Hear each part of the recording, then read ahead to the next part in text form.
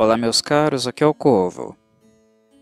Uma dificuldade inerente ao trabalho de comentar a Unlucky Morpheus, especialmente quando já o fiz em várias ocasiões, é não tornar o comentário redundante. Este é um desafio que a banda DJ Metal nos impõe naturalmente em virtude do modelo e ética de trabalho que escolheram para suas carreiras.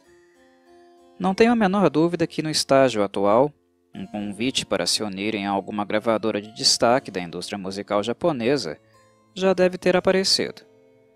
Tal ambiente corporativo não é estranho para a vocalista Fuki, nos diversos projetos e bandas que esteve envolvida ao longo da sua carreira. Como uma figura proeminente da cena pesada do país há mais de uma década, ela conhece muitíssimo bem como o jogo corporativo é jogado. Entretanto, sua parceria com Shiren dispensa qualquer influência externa, pois a integridade da música e imagem da Ankimo é algo que ambos prezam muito. Fato este que os manteve sempre independentes, realizando todas as atividades necessárias para uma banda poder funcionar. Levando-se em consideração os inúmeros papéis a serem cumpridos no palco e fora dele, que é onde realmente uma banda acontece, ao contrário do que julga o senso comum, o quinteto não tem absolutamente tempo para mais nada. A dedicação é exclusiva. A Ankimo é o trabalho de todos, o envolvimento é 24 horas por dia, 7 dias na semana, fazendo coisas as quais acompanhamos nas redes sociais, mas também muitas outras, mais burocráticas, que o fandom sequer pode imaginar. Ser independente para se manter sua integridade é dedicar-se exclusivamente. E este é o trabalho de suas vidas, reforço. O que, como japoneses, culturalmente os compelem a ser éticos ao extremo. E isto é o que, em grande parte, explica por que a Unlucky Morpheus mantém sempre um nível tão alto, e, por sua vez, torna mais difícil nosso papel de não nos tornarmos redundantes quando estamos falando sobre eles. Se me entenderam bem, devem ter percebido que este é o ônus do bônus. Como tudo que lançam está sempre em nível muito alto, falar sobre eles é como chover no molhado. Começar uma resenha dizendo que o trabalho é bom, blá blá blá, traduz-se em redundância. E isso se dá não por bajulação, mas pelo histórico, que não deixa mentir. Basta conferir os álbuns do período de consolidação dos membros como banda, e notarão, sem nenhuma tendenciosidade, que não há sequer um disco que seja meramente médio. Há diferença de nível entre eles, é claro, mas todos estão em um patamar altíssimo.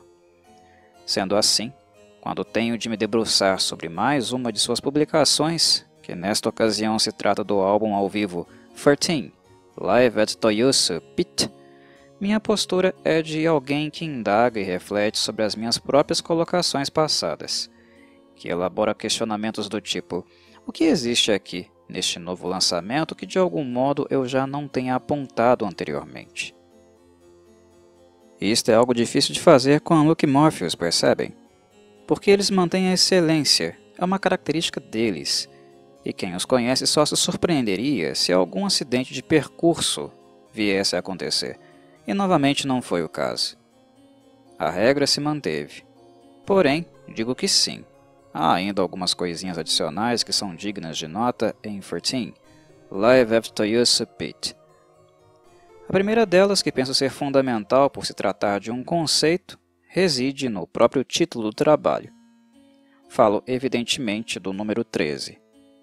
Para quem não sabe, o povo japonês é muito supersticioso, e alguns números, em especial, têm outros significados e funções além da mera representação quantitativa.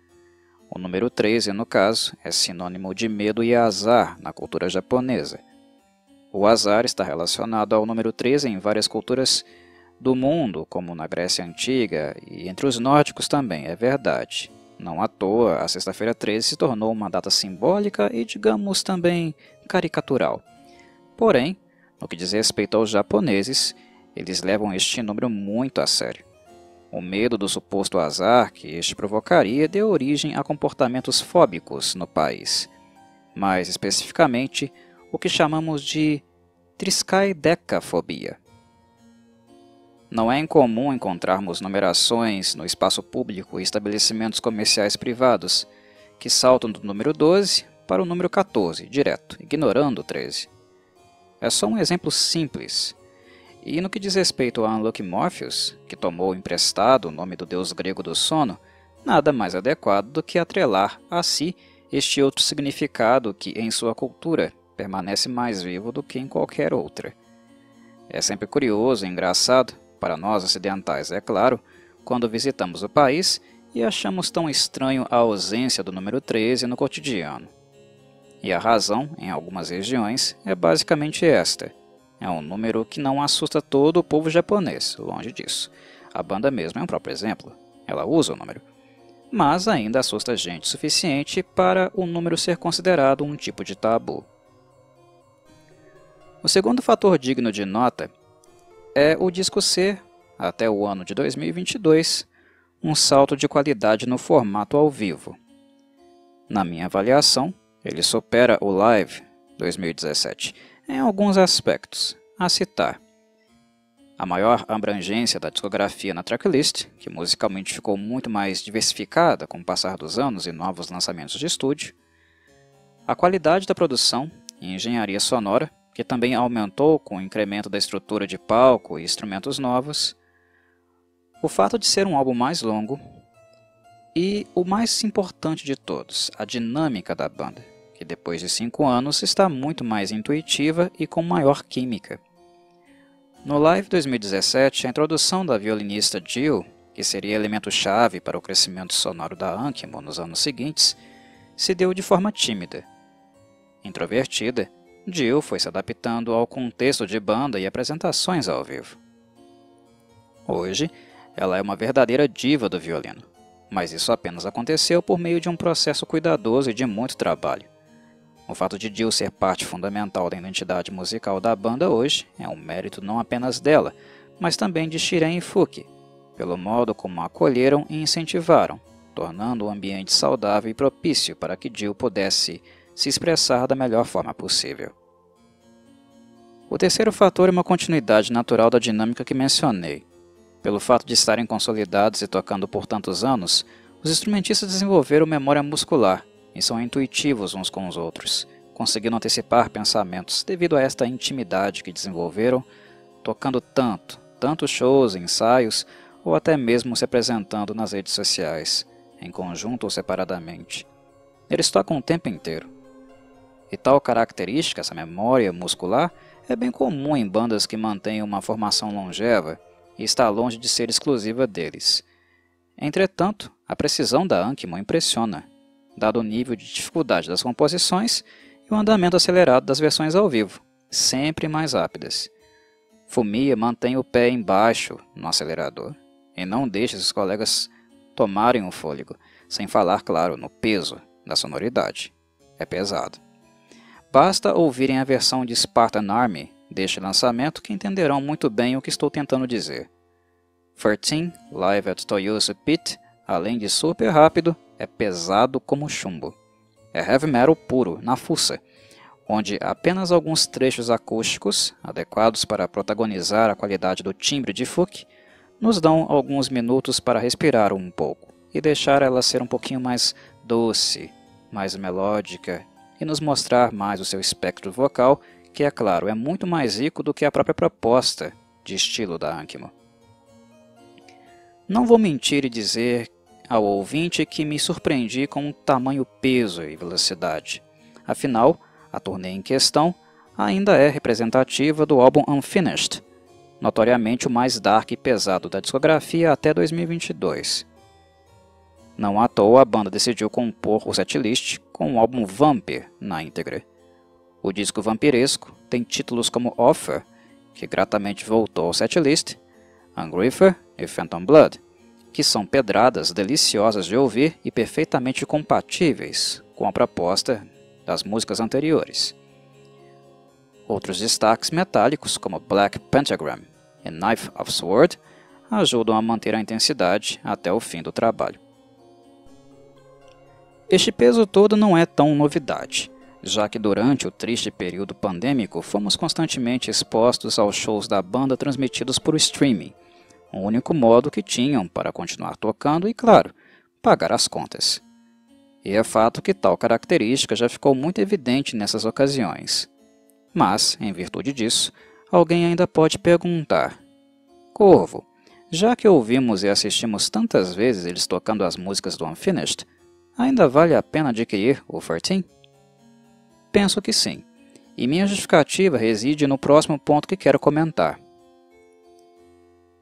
O quarto fator implica na relevância de ouvir este álbum e notar como, em termos de qualidade sonora, ele é infinitamente superior ao que ouvimos nas apresentações em streaming. Aqui não ficamos limitados à qualidade da internet, da transmissão ou dos microfones captando os instrumentos em tempo real. Após devidamente gravado, o show foi levado à mesa de som, onde Shiren está habituado a fazer seus feitiços. Preciso dizer que, para uma banda independente, que produz seu próprio material, a Ankimo vive me surpreendendo. A habilidade com a engenharia, mixagem e masterização não é pequena. Ela não está na primeira prateleira do metal japonês, pois acredito que ainda há espaço para evolução na produção sonora. Porém, tenho apreciado muito o que Shiren tem feito neste campo. Agrada-me muito a sua assertividade e bom senso quando está trabalhando nas pistas de som individualmente. Vocês irão notar que todos os instrumentos, e eu digo todos mesmo, estão altos na mixagem. Ninguém fica para trás, e acho isso admirável em Shiren. No modo como produz, fica muito evidente que não há nenhuma questão de ego inflado afetando as relações musicais da Unlucky Morpheus. Diferente de várias outras bandas que encontramos por aí, Shiren não aumenta o volume da voz de Fuki ou da sua própria guitarra, deixando todo o resto da banda em segundo plano. Ele tenta dar homogeneidade para as pistas, protagonizando a todos. O que volta a reforçar requer habilidade, engenhosidade, pois, com todos os instrumentos em destaque tão altos, é bastante difícil impedir que o som não embole ou exploda. Mas não é o caso. Conseguimos ouvir tudo muito bem. Em suma, 14 Live at Toyosu Pit é fundamental para os ouvintes que, além de desfrutar a Unlucky Morpheus no estúdio, também se interessam muito pelo cotidiano da banda nos palcos. Quem se importa com a perspectiva temporal e avalia o desenvolvimento musical e maturacional deles, os instrumentistas, no decorrer dos anos, este lançamento aqui é fundamental. As diferenças são bastante nítidas em relação ao início da carreira, suas primeiras aventuras com gravações ao vivo. A Unlucky Morpheus mudou muito como banda, mas não no que diz respeito à sua identidade, a qual os membros defendem com unhas e dentes. Mudou no que diz respeito ao domínio das composições e na forma de construir e executar a arte.